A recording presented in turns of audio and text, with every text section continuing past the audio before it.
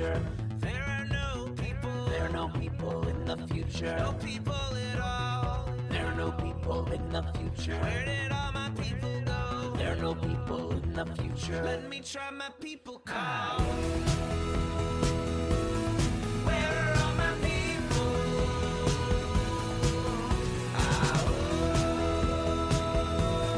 Where are all my people?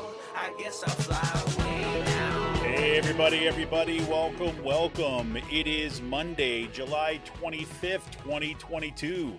Welcome to Raging Chicken's Out to Coop Live. This is Kevin Mahoney, creator and founder of Raging Chicken. On Out to Coop Live, we talk to progressives, activists, and troublemakers of all sorts, right from our own backyards, from across the country. And yes, we thought that they were going to get a little rain today, but no. Let it burn, let it burn, let it burn. Well, you can join us at the end of the week, too, for our Friday Politics Roundup, where we break down the good, the bad, and the ugly in state and national politics. Amy Connect will be joining me once again as my awesome co-host this Friday. You can also check out our once or twice monthly The Wednesday Show with Cyril Michaleko. Cyril, of course, is the editor-in-chief at the Bucks County Beacon. He joins me to drill down into Bucks County, Pennsylvania, and international politics. And you can get all our shows by subscribing to our podcast on Podbean, iTunes, Spotify, wherever you get your podcast. You can help support this show becoming a patron for as little as $5 a month. Head on over to patreon.com/rcpress. You can also support the show right now by heading over to our YouTube channel if you're not there already. Smash the subscribe button, like the stream for this show, and hit that notification bell so you know every time that we go live. You can join our Discord server. Information on that is in tonight's show notes. And for more PA Progressive Talk, tune in to the Rick Smith Show's live stream at 9 p.m. Eastern on his YouTube channel, Twitter, Facebook, wherever you get your streams, he's there. Head on over to thericksmithshow.com for the latest across all his platforms. And you got to check out, if you haven't already, the Sisters of the Night Caucus podcast. The amazing PA women stirring the political cauldron behind this podcast rock the house. And you know where the bodies are buried. Make sure to follow them on Twitter at The Night Caucus. That's at The Night Caucus on Twitter. And subscribe to their podcast on Anchor, Spotify, iTunes, or wherever you get your podcasts. For all you gamers out there, yep, The Game In. That's with two N's. The Game In is a Quakertown-based black family-owned gaming store. They're friends of the show, and they've got everything from retro N64s, the latest consoles, video games for all platforms, collectibles, action figures, Funko Pops, walls of Funko Pops they do. And look, when the school's in session, kids get discounts when they get A's in the report card. Can't beat that. Check them out on their Facebook page and follow them on Twitter at The Game In with two N's. That's The Game In on Twitter. If you got a question about a game, look for something hard to get, shoot them a message or drop them an email at thegameinpa@gmail.com. Special shout out goes to Jonathan Mann, who wrote our intro song, There Are No People in the Future. Check out all his great stuff on his YouTube page and follow him on Twitter at SongADayMan. That's at SongADayMan on Twitter. And look, don't let Paul Martino and his billionaire friends buy our schools and push extremist politics in our community. Now, Raging Chicken is teamed up with levelfield.net to launch a truly community-rooted PAC to invest in organizing, support local and statewide progressive candidates, and unmask the toxic organizations injecting our communities with right-wing extremism. We're putting small dollar donations to work to beat back the power of big money. You can get more information and drop your donation at ragingchicken.levelfield.net. That's ragingchicken.levelfield.net. Quick show notes. Next week, we're going to be off again. I'm going up to see my folks up in New York. Very, very excited about that. One last hurrah to keep the summer going. But we'll be back the following week. A reminder that we will be here on Wednesday. Cyril and I will be back probably around 11 o'clock. Cyril and I are, we're getting together this week, right? We finally got our schedules working. And Amy Connect will be back once again on Friday. Some quick Twitter shout-outs, if I can find my paper, for all the folks there retweeting and kind of letting everybody know about tonight's show. Melza B, Jenny Stevens, Kirsten Zolfo, Starry-Eyed, Catholic Sage, Venting, Pink Lady A, Give Her the Gavel, Dr. Jess, New York City, NYC, Outlaw Josie Wells, Cyril Michaleko, Debbie Feeney, When There Are 15, Susan Morrow, and Beth Cini. Thank you for getting the word out and for all the retweets of all our Twitter warriors that are out there. So on tonight's show, Let's get to it. I welcome Alyssa Bowen back to the program. Alyssa is a senior researcher and managing editor at the progressive watchdog organization True North Research. Tonight, our focus turns to right-wing dark money that is funding the anti-abortion movement's push to take over state legislatures, and deepen the devastation wrought by the Supreme Court's decision to overturn Roe v. Wade.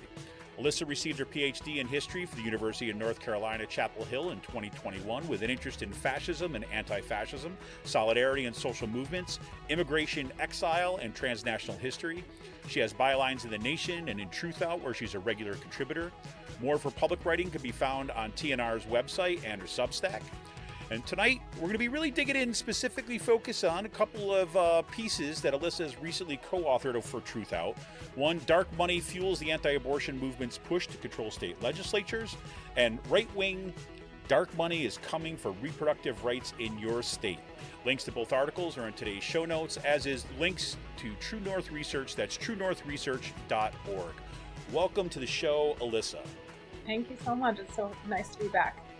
It's great to have you back. And I got to say, I'm hoping that there's going to be a day when I'm going to have you on the show when we don't have devastating research and devastating politics that are happening all over the country. So I appreciate being here. Yes, indeed. Indeed. Well, okay. So one, shout outs to Emily, Amy, and Anna. Welcome to the show. Great having you here. So Alyssa, one, obviously, what we're seeing in our politics, our political cultures in our country today, right, is what I would say is almost like a full-throttled, kind of full steam ahead kind of assault by the extreme right wing, where it seems like the Roe v. Wade decision was just a kind of like, okay, all gloves are off moment. Is that kind of where you'd see things are right now, or how would you characterize where we're at? Yeah, I think that's pretty accurate. I think, we've talked about this, but I think this has been in the making for decades and, ramped up with Citizens United, given the lack of public disclosure laws. But I do think right now at this moment, they've worked for decades to get Roe v. Wade overturned, and now they've already set their sights on loftier goals, like banning contraception and looking, if you look at Justice Thomas's concurring opinion in the Dobbs decision that overturned Roe, he's saying that the right to privacy that undergirded Dobbs should also be challenged in cases that protect gay marriage, gay relationships, contraception, and even, he didn't mention this one, but the right to privacy also protects interracial marriage. So, this is sort of just the beginning, unfortunately. Yeah, and what we saw, this just came out yesterday. This was from Marjorie Taylor Greene, right? She made, I don't know if you saw this, but she made the statement that the Republican Party's primary focus this year should be on making the political party one of Christian nationalism. Said Greene, quote, we need to be the party of nationalism, and I'm a Christian, and I say it proudly, we should be Christian nationalists.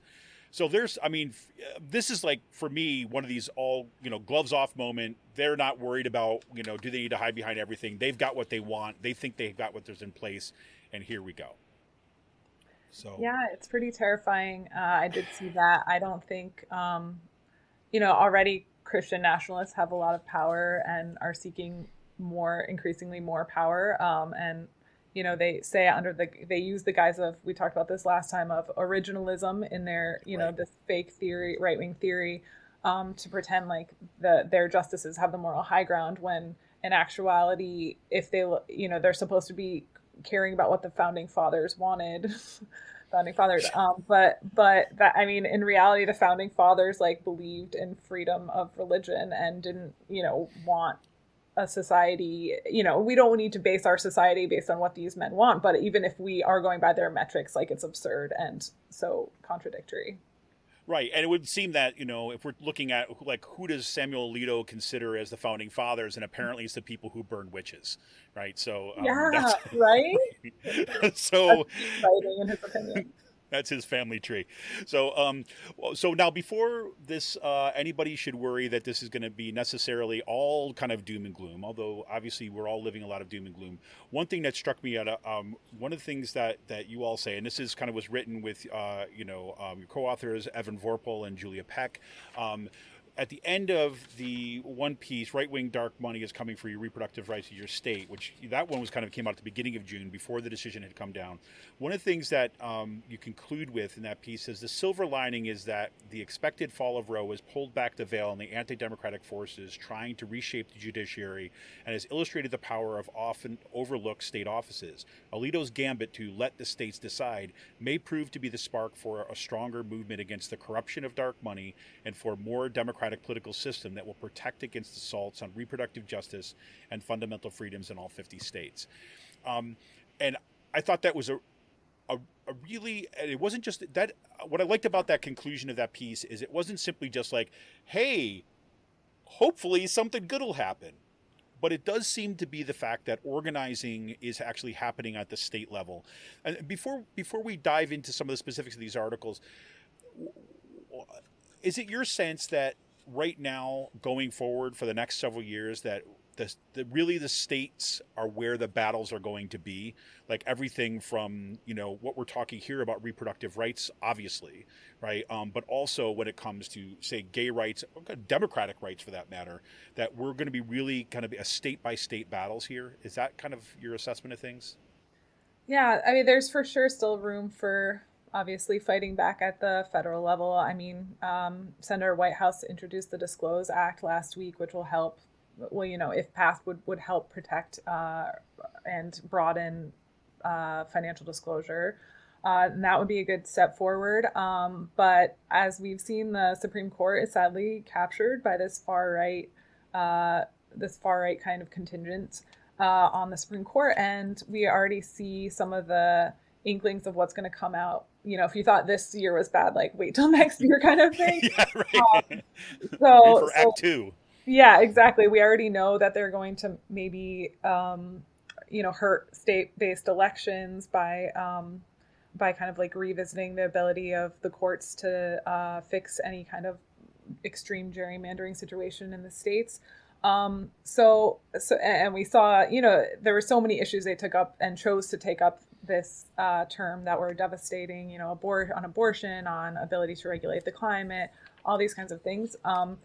And they're saying, this is what one of the things we're arguing against in our pieces is that there's this right-wing narrative that the state, it's more democratic to go to the states. Like, don't worry, Roe might have gotten overturned, but in the states, it'll be even more democratic. You could have a local discussion and debate and, it'll all come out in the wash. Well, to answer your question, yes, like the battles I think will be a lot in the states because they haven't yet captured most state officials and courts. So, and they've made major movements to do that sort of before Roe was overturned, and they've created this infrastructure that we can talk about. But there is room for fighting back. And this, for example, the state Supreme Courts are actually kind of a bastion of democracy, and they really have, even in far right state, or in solidly red states, they've been fighting. Or they've been kind of like a bastion of democracy, protecting many people's rights and freedoms. Well, excellent. And this is, one of the main reasons I really wanted to have you on, especially reading these pieces, is because I think I said a version of this on the show when we were on last time, is that this kind of knowledge and kind of being able to track these organizations and kind of understanding that infrastructure are really tools for struggle. I mean, they're ways of kind of understanding what the terrain is to better prepare us, to think about how we fight back and actually, to inoculate us against some of these arguments about, don't you want your local representative to have more say and to have more direct democracy, and to understand that those things are it's just flack being thrown out there so that we're distracted from what the agenda is. So one of the things that struck me is that you lead this piece, Dark Money Fuels the Anti-Abortion Movement's Push to Control State Legislatures. You lead this piece off with a discussion of Students for Life as an organization. And I thought that might be a good place to really start to dig in to see what this infrastructure looks like on the right, and who these folks are. So can you kind of give us that little introduction of who Students for Life are, and then we can start to broaden that out to see where their funding comes from and what their impact looks like. Sure, yeah. So Students for Life started out originally as mostly like supposed to be sort of they call it AstroTurf organization, organization pretending to be grassroots, but funded by a few ultra wealthy individuals or corporations. And so they've been around for a while, but they were, at least until very recently, looking at least college campuses, doing advocacy around college campuses, recruiting, that kind of thing. Recently, they've become much broader. They've become much larger. They've created a 501c4 arm, which is an advocacy arm that allows them to do way more lobbying and like direct political activity. They have been a leading voice and have perhaps become the leading anti-abortion sort of think tank, if you want to call it that, sort of organization dedicated to promoting these really harmful lies, really, about abortion. So, and you mentioned one of the examples of that is they have some polling research that they kind of came up with, and they said, hey, look, most Americans basically kind of agree with us, right? Most Americans want to get rid of abortion, which was, I mean, completely, from my read at least, right, completely if not disinformation, right? Absolutely, yeah. And this has now been covered in the news, but they put out this poll. They paid for the result poll probably hundreds of thousands of dollars to have it done, and then it comes out and they publicly sort of misrepresent, or at least like cherry pick, the data. And this is something I think we talked about a bit on the last time I was on, but these groups often do this, unlike political scientists or academics who really are genuinely dedicated to looking at the evidence, balancing it with like existing literature or whatever, existing knowledge. These groups just want to promote their one agenda item. And this group's agenda item is banning abortion at every level, essentially, except they've said that they would give exception for if a person's life is in danger who's carrying the pregnancy, but not for like rape or incest victims. And they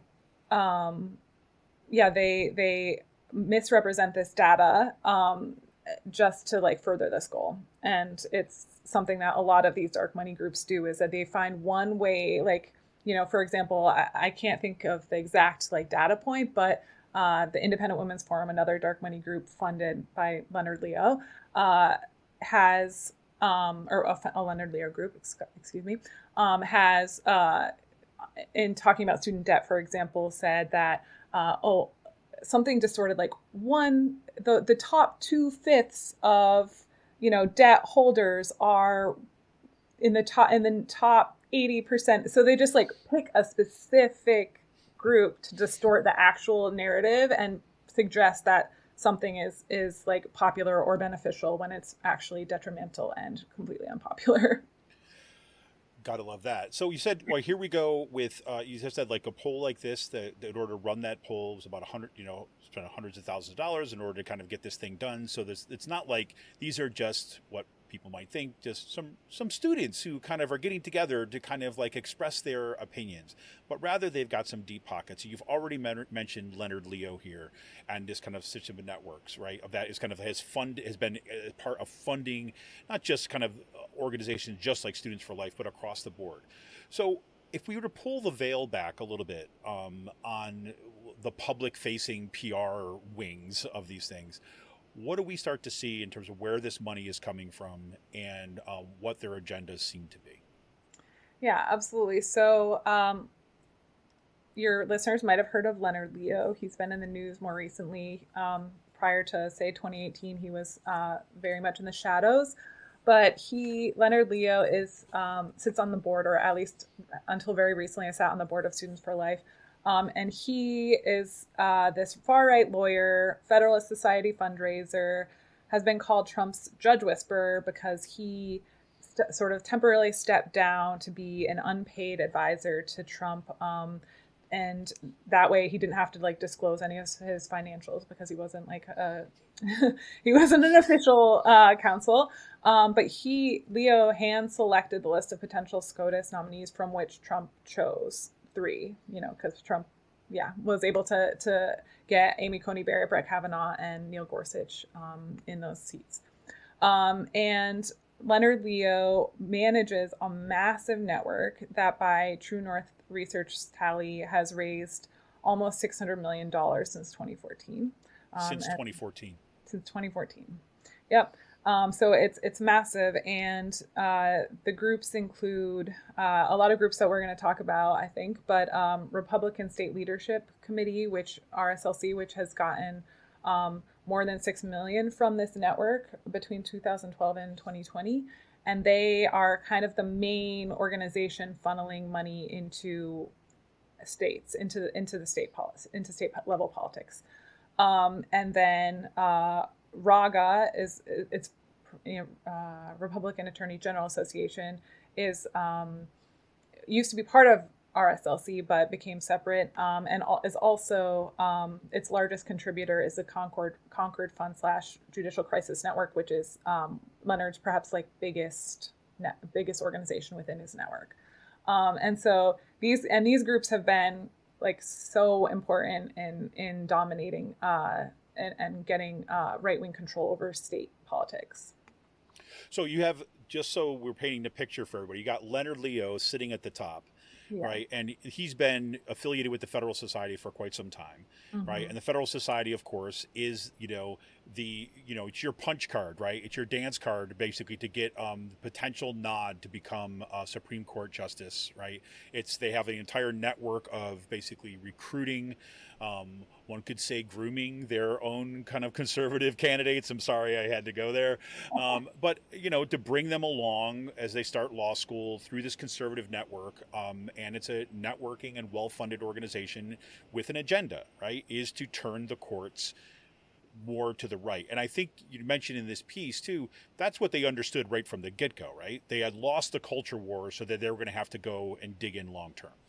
Yeah, absolutely. One of Leo's lead guys said that directly. And Federalist Society, as you said, I mean, it hosts sort of recruitment events and has chapters in almost every major university in the country. They lure them with their free food and get all cocktail these law parties. students. Yeah, exactly. And so then they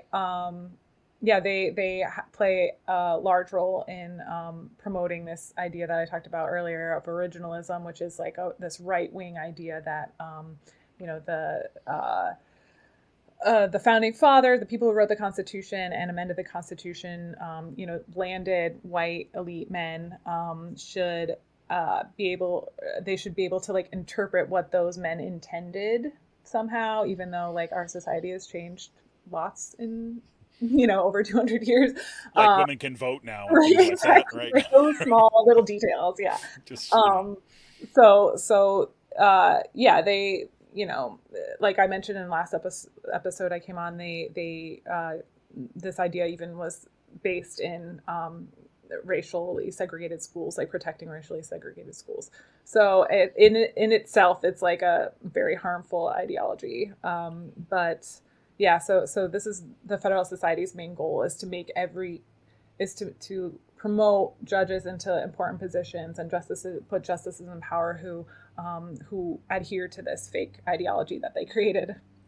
Right. And then they have this whole network that supports that ideology that they created, right? So you've got Leonard Leo, you've got the Federal Society, and now you got under the Federal Society, or under the Judicial Crisis Network, you have a range of other funds, basically, or organizations that are primarily funded by Leonard Leo, which then goes on to fund these other organizations to push legislation and stuff. Am I getting that kind of right? So Leonard Leo isn't the fund. He's the fundraiser. He's the man, the sort of puppet master. But he's not the person that, as far as we know, that's doing the funding. He gets lots of money to puppeteer, but he doesn't fund this himself. That's part of what's most disturbing about this, is we are unsure. at most several people funding this operation, but more than likely one single person who is funding this entire operation. And that's terrifying, because that has implications for, it makes it so that the ultra wealthy have disproportionate say in how our society and how our democracy, or lack thereof, runs. And people don't want their elected and unelected officials to be doing the bidding of corporate and billionaire interests. Actually, a majority of Americans, regardless of political affiliation, polls show, want strong public disclosure laws so they can see who's pulling the strings behind this. But without public disclosure, we have no idea who is funding, or we have a very little idea of who is funding this massive network. So Leonard Leo is just basically going around raising a bunch of money for these kind of organizations. And you say, okay, you said RAGA, right? And then what the Republican State Legislative Committee, is that the other one, right? Yep. These are two of the main funders that are working at the state level now? Yeah, these are two of the major organizations that are sort of the architecture for pushing right-wing agendas at the state level. Yeah. So if I'm just a person who is in a state, like I'm in Pennsylvania, and I want to kind of find out kind of like what these people are funding, can I even get to that information or find out like where that money's coming from or what their agendas are? Or is it just kind of showing up in people's pockets and then going from there? So that's complicated, and I wish Evan, my colleague, was here to help me, because he's actually more of the expert in this type of thing. But I believe these are 527 organizations. So I think the donors are publicly reported, but because of weak disclosure laws, they are reported, I believe, not as badly as 501c3 and 4 organizations, which are 2 years behind, but I think they're still slightly delayed, so you can't figure it out immediately. They also have this, their MO is sort of to fund things at the last minute. So for state courts, for example, usually they wait until the week before a state election. I found that was crazy. Yeah. And then they funnel millions of dollars in, or at least, over $1 million in, which in terms of state elections is, a bomb. Yeah, and I mean, just what you just said there, so people kind of really get this, is they actually wait from what you were saying in the article, basically the day after there's the kind of the financial disclosure deadline hits. So all the financial disclosures go out, right? The reports go in, and it's like the next day you got these folks showing up with tons of cash, usually very close to the election, and dumping a ton of money, like millions and millions of dollars, into promoting their candidates or kind of running this kind of kind of negative campaigning kind of up to the election, right? And there's no time to respond to something like that, right? Yeah, exactly. And it's terrifying because there's so many levels that they're doing this at. Even if you just look at state Supreme Courts, like every process is different, at the state level. So, but there's various ways that they're attacking the state courts, and they do that through trying to change to make elections for the Supreme Court's partisan, for example. So in deep red states, they will there are some states where you don't have to write Republican or Democrat next to the name of a judge, which kind of makes sense, but given that courts are supposed to be nonpartisan anyway, so who cares supposedly about their affiliation? But then they advocate super heavily for there to be that name next, the Republican or Democrat next to it, because they know that people will tend to vote along party lines in the deep red state rather than vote for like a fair arbiter of the law, which they had been doing actually. And state courts are remarkably like nonpartisan actually in states where there's not that designation.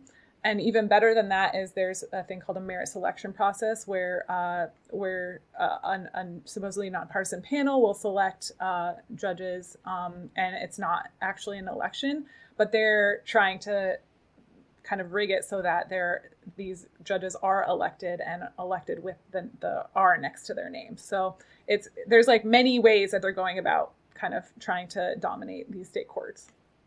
Right. So the one we saw, that's been here, it's been with us for kind of like a decade or so, was when we started finding out they're funding through organizations like ALEC, for example. They were funding model legislation that was going to state legislators, and then state legislators were introducing it. That was kind of like almost like there's the traditional model, right? Going after legislation in the states.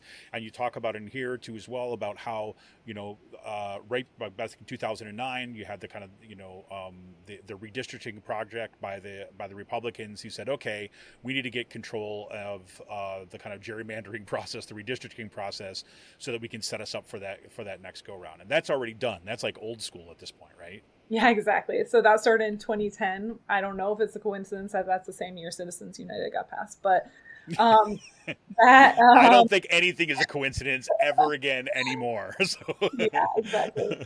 So they and since the redistricting project, they've helped to flip 1,000 legislative seats to the right in state legislatures. So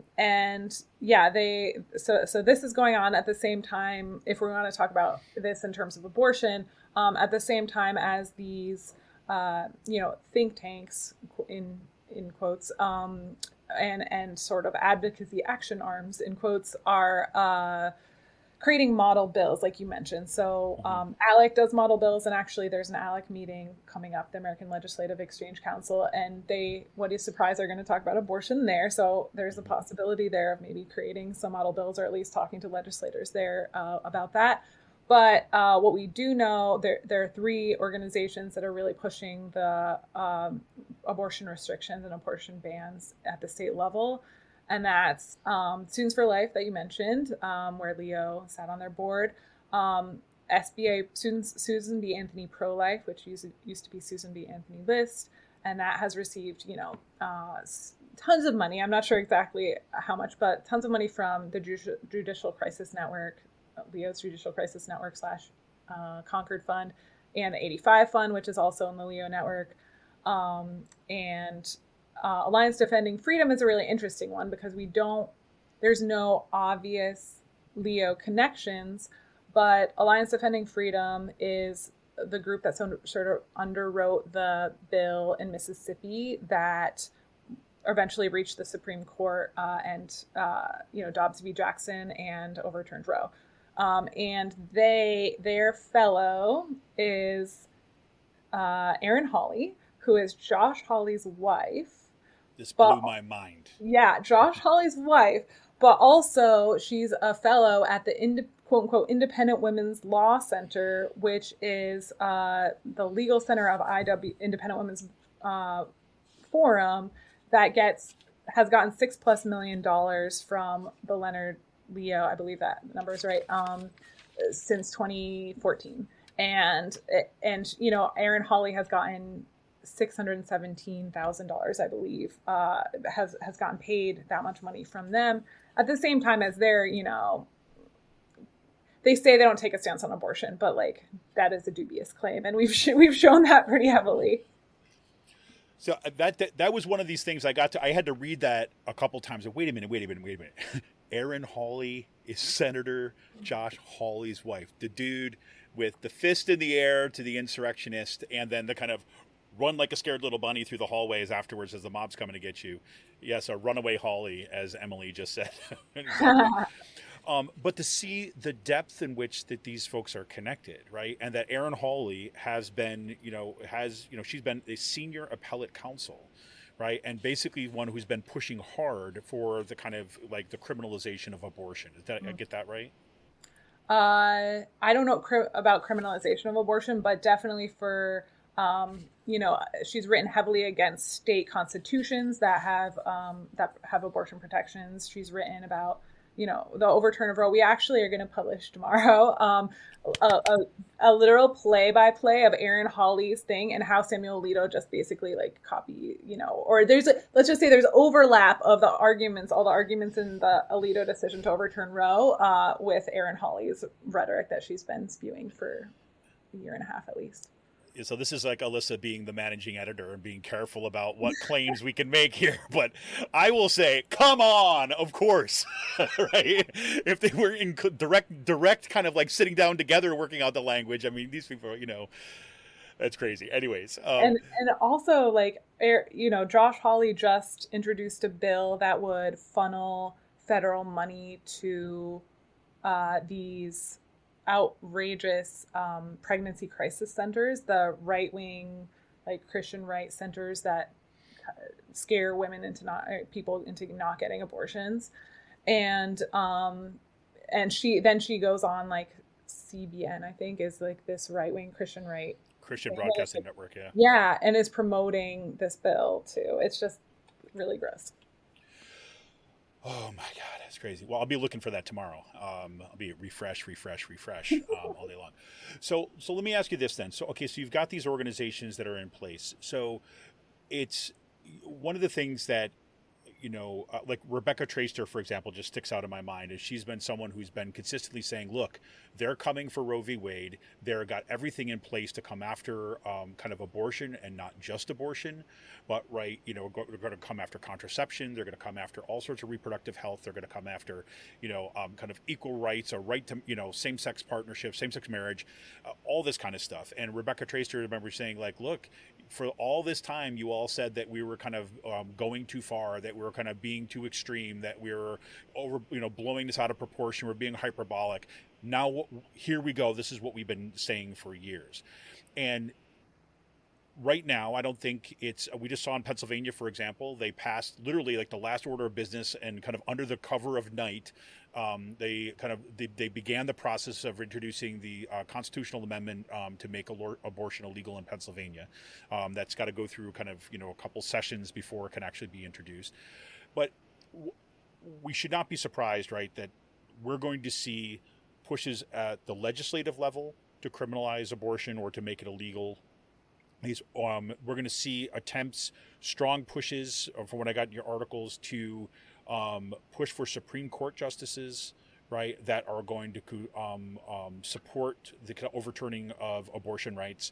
And then finally, that we'll also see this push into attorneys generals to make sure those people who are going to be enforcing, right, the law are going to be anti-abortion too as well. So what are some of those pushes, or are there particular, say, legislation or particular patterns that people should be watching out for or expecting come into the lead up to the midterms and beyond? I don't know if I'm saying that exactly very well. Yeah, no, that's a good question. I mean, I think it's no holds bar at this point. They got their Roe, but it really is just the beginning. I feel like I keep saying that, but a lot of people think that this was their ultimate goal, and I think it was just it was sort of a test run to see what they could do, and they've done that, and now they're, there's 32 or 33 states holding state Supreme Court elections this year. That's 86 out of 344 total seats. It's terrifying. There's elections happening that are, like I said, I think the state courts are the last sort of protection of democracy, and there are many 4-3 Democratic state courts that are up for election in 2022, like Illinois, for example, and Kansas. And in Kansas is particularly creepy, yeah. I think, because they have this sort of the best case scenario for a Supreme Court, which is the merit selection process. And they have this group called Value Them Both, which is a right-wing Christian coalition that raised $4.6 million. It's led by Kansas Family Voice. It's got other members like Focus on the Family, which is a right-wing hate group. And Students for Life is canvassing for them. Like it's just sort of and they've themselves, I can't remember which group, maybe it was, I think it was Value Them Both itself that said that this is like the first test of this effort to kind of take over the state courts and to like fix it for abortion. That's heavy. I mean, that's especially if you're saying like that's what's been the last bulwark. I mean, like, again, I say, like, here in Pennsylvania, we've had a Democratic governor who has vetoed bill after bill, anti-abortion legislation, bill after bill after bill, and that's been it, right? That's been what held it out, and we've got a Supreme Court that has been relatively good, right? Especially since the last kind of elections when you have a Democratic, quote unquote, leaning majority on the Supreme Court. But to know that, that's going to become, unless this is pushed back, unless these efforts are pushed back kind of on the ground in the states, then we could see the majority of states actually kind of fall to this, anti-abortion future, right?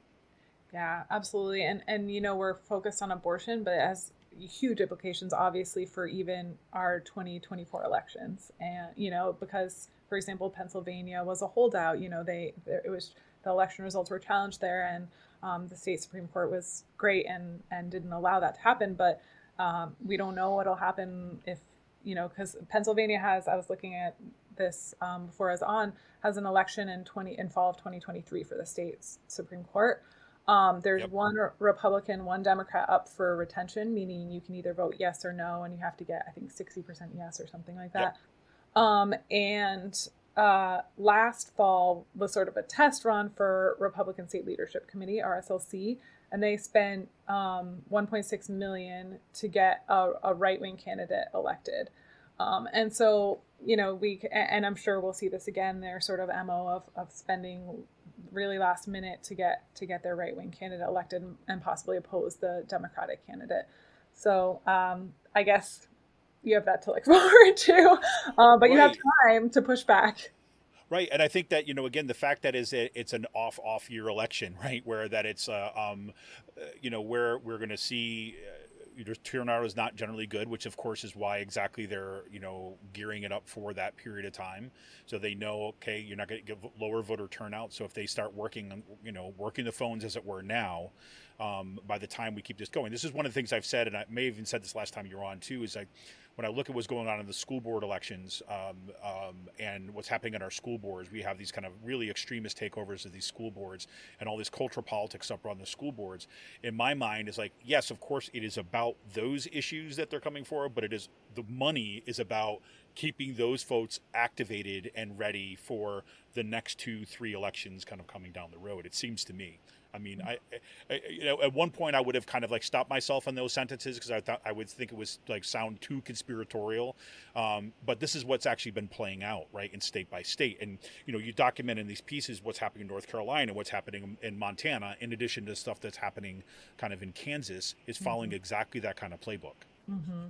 Yeah. And I'm glad you mentioned the school board elections and stuff, because that is definitely part of their strategy, is to mobilize people who haven't been mobilized before. And they're, funneling some of the same groups, like Alliance Defending Freedom has gotten money from Betsy DeVos, for example. Betsy DeVos just spoke at Moms for Liberty Summit 2 weekends ago.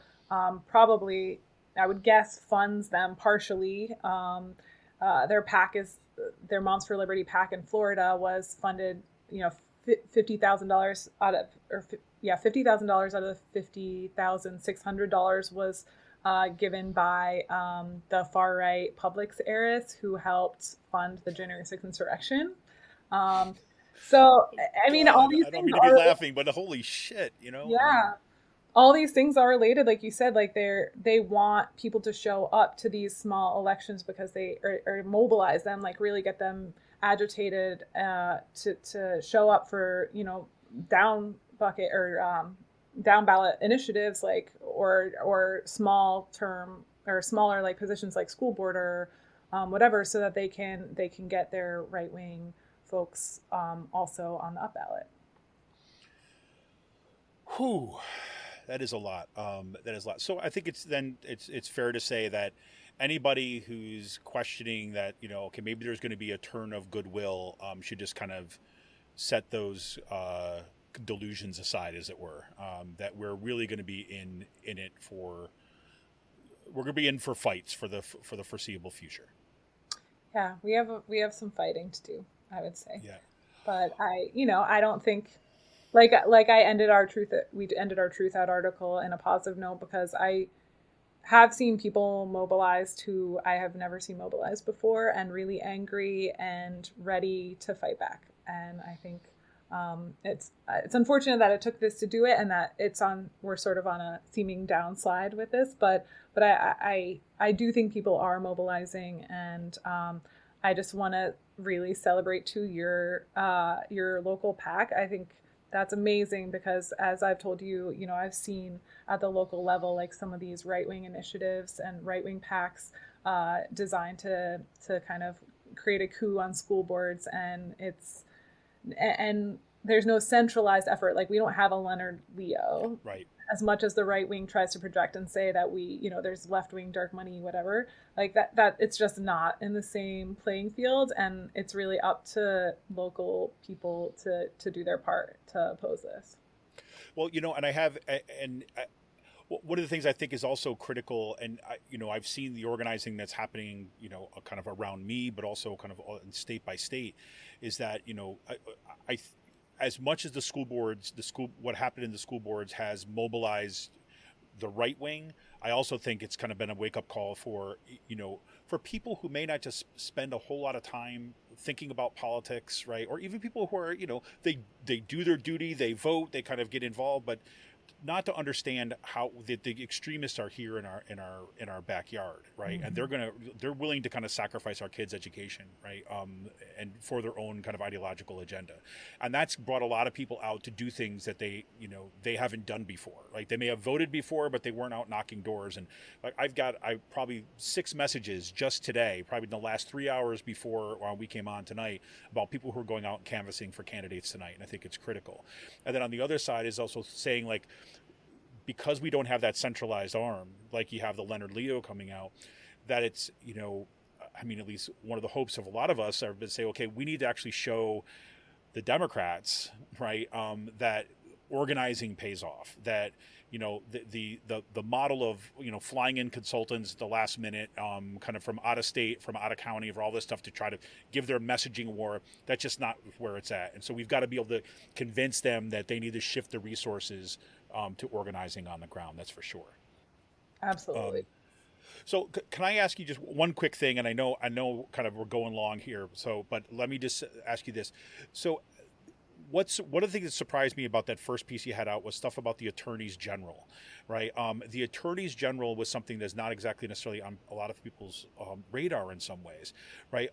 But can you just talk about that just briefly, about where the attorneys general and why that is important to that right-wing agenda when it comes to abortion? Yeah.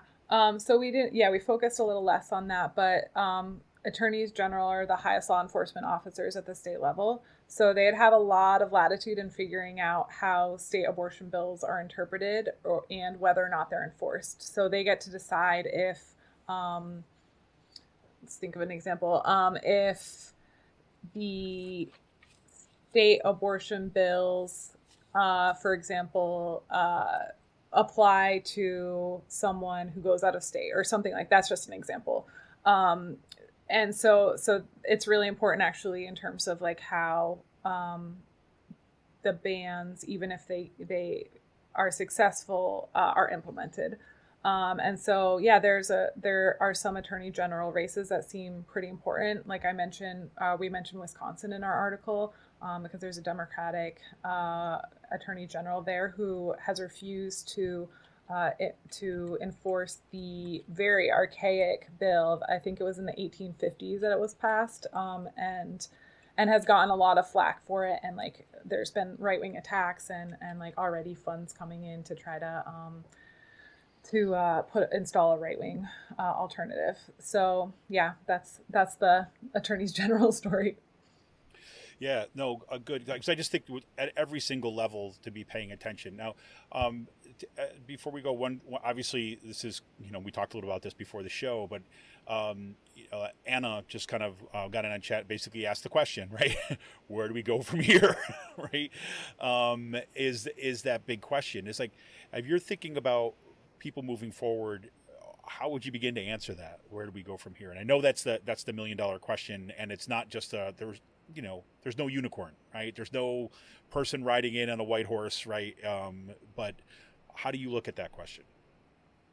Yeah, it's a hard question, but I think we talked a little bit about it, like organizing in your own community, knocking doors, but even and there's room for people doing this on social media too. I don't think it has to be physical at this point.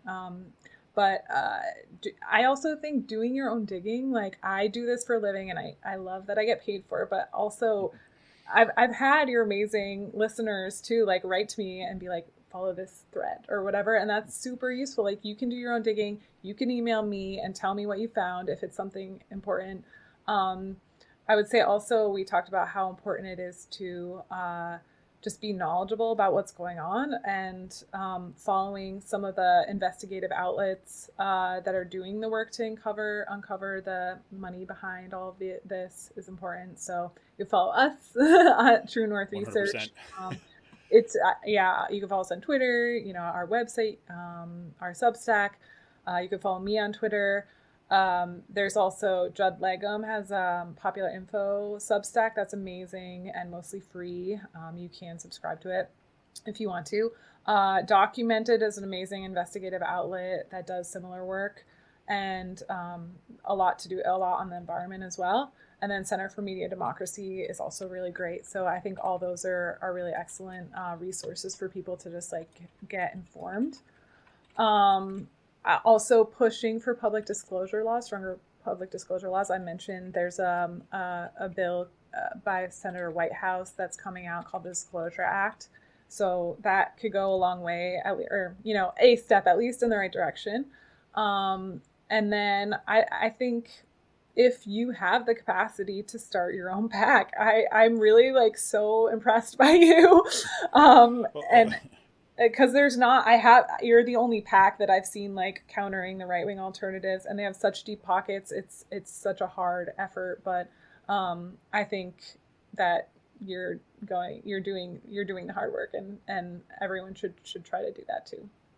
Well, thank you. I appreciate that. I mean, it's like it's whatever that punk rock ethos of okay, you're just going to DIY it and kind of see what happens. I mean, we don't have the, like you said before, our communities, folks that are kind of wanting to kind of defend kind of abortion rights, want to make sure that same-sex marriage stays in place, want to kind of not criminalize kind of like biracial couples, right? As crazy as that sounds, we've already seen this, right? There was I forget where it was, but somebody started talking about wanting to introduce a bill. I mean, this is incredible.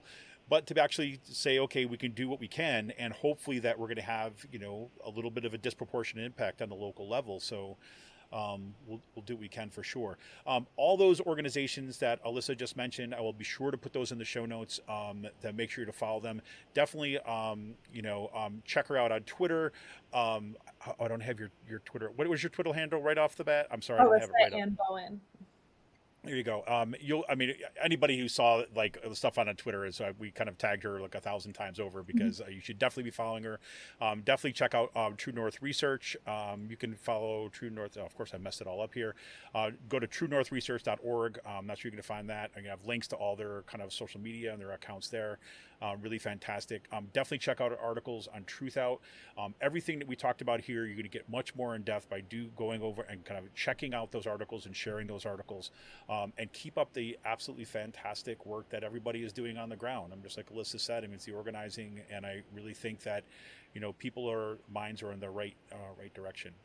Well, Alyssa, I treasure your work, and I treasure the work that you're doing at True North Research and the stuff that you're putting out at TruthOut.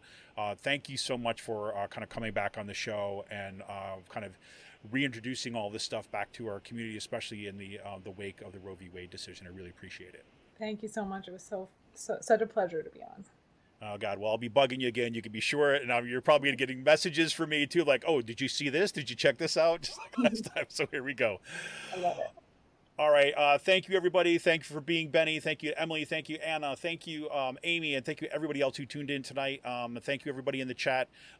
We will continue this conversation throughout the week on Discord. We will also kind of make sure that all those links will be in tonight's show notes. Thank you, Alyssa, for coming on here. And have a great week and keep up the fight. All right. right. This is Kevin Mahoney, editor and founder of Raging Chicken. I want to remind you we'll be back here Wednesday with Cyril Michalakos for the Wednesday show, and Friday back with Amy Connect for the Friday Politics Roundup. Take it easy, everybody. See ya!